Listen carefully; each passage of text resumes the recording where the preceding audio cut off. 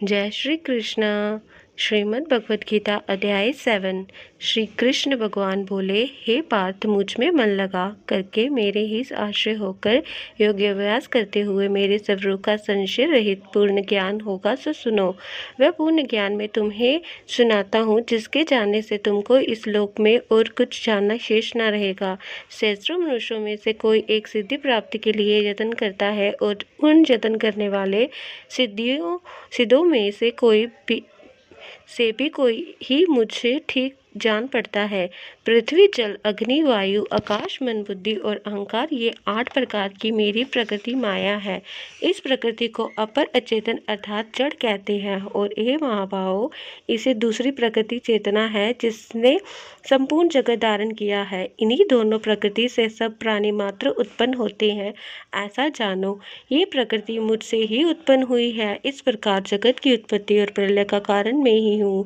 हे धनंजय, दाकुस में जिस प्रकार मणि पिरोई जाती है, उसी भांति ये संसार मुझ में गुधा हुआ है। मुझसे परे और कुछ भी नहीं है। हे कुंती पुत्र, जल में रस में ही हूँ, चंद्रमा और सूर्य में प्रभा में ही हूँ, सब वेदों में प्रणव में ही हूँ, आकाश में शब्द तथा पुरुषों में पुरुष में ही हूँ।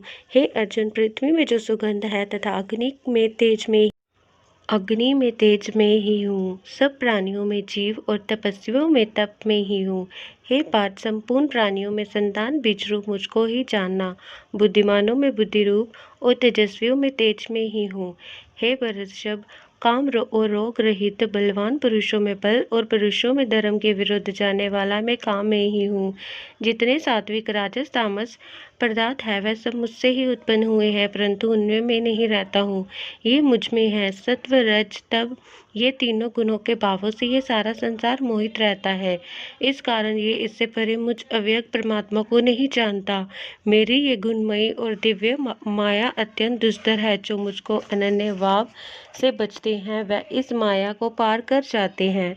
जो पापी, मूढ़, नराधम माया ने जिनका ज्ञान हर लिया है और असुरी भाव ग्रहण किए हुए हैं, मुझको नहीं पाते हैं।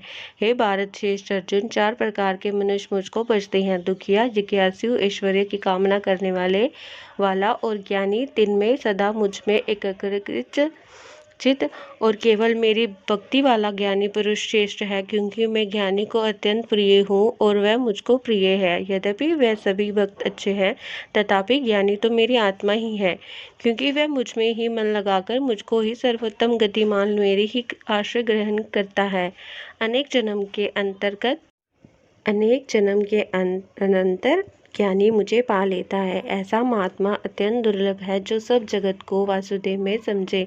अपनी अपनी प्रकृति के नियम के अनुसार मनुष्य भिन्न भिन्न काम वासनाओं के अज्ञान में डूबकर उन फलों की चाहना से अन्य देवताओं के अधीन होकर उनकी उपासना करते हैं।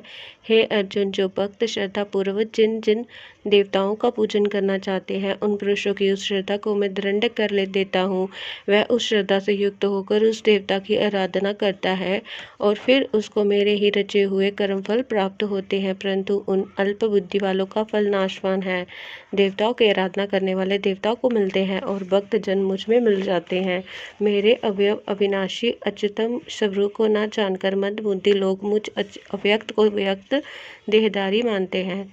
योग माया से आच्छादित होने के कारण सबको नहीं दिखता हूँ, उसी से मूढ़ लोग अनादि तथा विनाशी मुझको नहीं जानते। हे अर्जुन, मैं भूत, भविष्य और वर्तमान के सब प्राणियों को जानता हूँ, पर मुझे कोई नहीं जानता। हे भारत, परंतप, इच्छा और द्वेष से उत्पन्न होने वाले सुख दुख आदि द्वंद्व के मोह से जगत के सभी प्राणी भ्रम में फंस जाते हैं। जिन पुण्यात्माओं के पाप नष्ट हो गए हैं, वह पुण्य कर्म करने वाले भक्तजन द्वंद्व के मोह से छूटकर दृढ़ निश्चय करके मेरी भक्ति करते हैं, जो मेरा आश्रय लेकर जन्म मरण कर्म को दूर करने के अर्थ प्रत्यन करते हैं।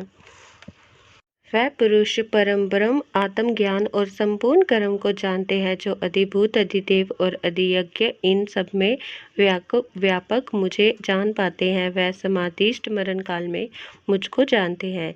इति उपनिषत्सु ब्रह्म विद्या योग शास्त्रे श्री कृष्ण अर्जुन संवादे प्रकृति वेद योगो नाम सप्तमो अध्याय समाप्त।